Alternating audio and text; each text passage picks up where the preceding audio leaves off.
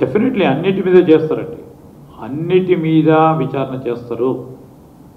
ఈరోజు చట్టానికి వ్యతిరేకంగా ఏ అంశానికి విషయంలో కానీ మేము ఎవరిపైన వ్యక్తిగత కక్షలకు వెళ్తలేము. ఒక సిస్టమ్ని ఏర్పాటు చేయాలి. సిస్టమ్ అంతా డిస్మాంటిల్ అయిపోయింది 9 సంవత్సరాలుగా. ఏ వ్యవస్థ చూడండి అది డిస్మాంటిల్ అయింది. సిస్టమ్ని వ్యవస్థలను పునర్నిర్మాణం చేయాలి. వ్యవస్థను భ్రష్టు పట్టించిండ్రు, పునర్నిర్మాణం చేయాలి. వ్యవస్థకున్న గౌరవం రెస్పెక్ట్ రావాలి, చట్టపరంగా నడవాలి అనే అంశంతో ఒక ఆలోచనతో మా ప్రభుత్వం ముందుకెళ్తుంది.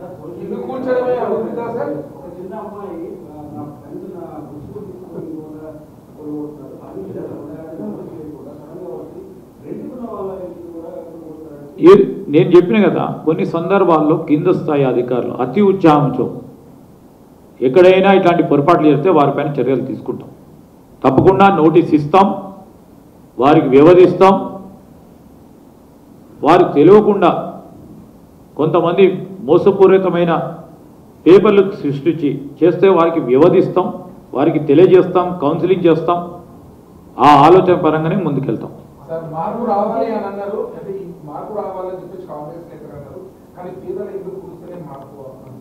పేదల ఇల్లు కాదండి ఇది.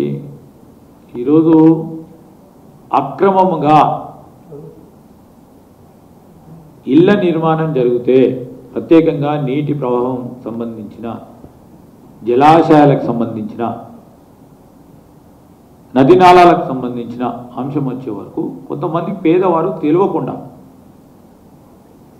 ఇల్లు కట్టుకుంటుంటే వారికి కౌన్సిలింగ్ చేసి, వారికి నోటీస్ ఇచ్చి, ప్రత్యామ్నాయ ఏర్పాట్లు చేసి వారిని అక్కడి నుంచి రీహాబిలిటేట్ చేస్తూ ఉన్న కార్యక్రమాన్ని ప్రజలందరికీ చెప్పి చేస్తూ ఉన్నారు. ఇంకా గోప్యంగా చెప్పింది ఎప్పుడు చేస్తే, గోప్యంగా ఎక్కడ చేయలేదు కదా, ఇక్కడ స్పష్టంగా చెప్పి ముందుకు వెళ్తా ఉన్నారు. ఎక్కడైనా అతి ఉత్సాహంతో కింద స్థాయి అధికారులు చిన్న పొరపాట్లు జరిగితే మేము చెప్తా ఉన్నాం, ప్రతి కలెక్టరేట్స్లో ఒక హెల్ప్ డెస్క్ క్రియేట్ చేస్తున్నాం. జవాబుదారితనంగా ఎవరినో ఒక సెక్షన్ ఆఫీసర్నో ఒక హెడ్ ఆఫ్ ద డిపార్ట్మెంట్ పెడతలేం. కలెక్టర్లే ఆ హెల్ప్ డెస్క్ సంబంధించిన అంశాలను దృష్టిలో పెట్టుకొని వారికి సమాధానం చెప్తూ వారికి ఎక్కడికి అన్యాయం కాకుండా చూసే కార్యాచరణ తీసుకుంటాం. దేనికండి అఖిలపక్షం? దేనికి అక్రమం? అఖిలపక్షం దేనికి? అసలు ఇప్పుడు ఒక ఆలోచన చేయడానికి, సలహాలు ఇవ్వడానికి ఇప్పుడు కూడా మేము చెప్తా ఉన్నాం.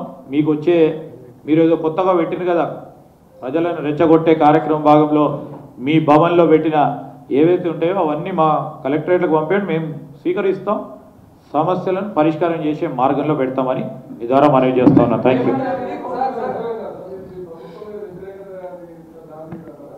కాదండి, ఇప్పుడు దారి తీసే ప్రయత్నంలో కాదు.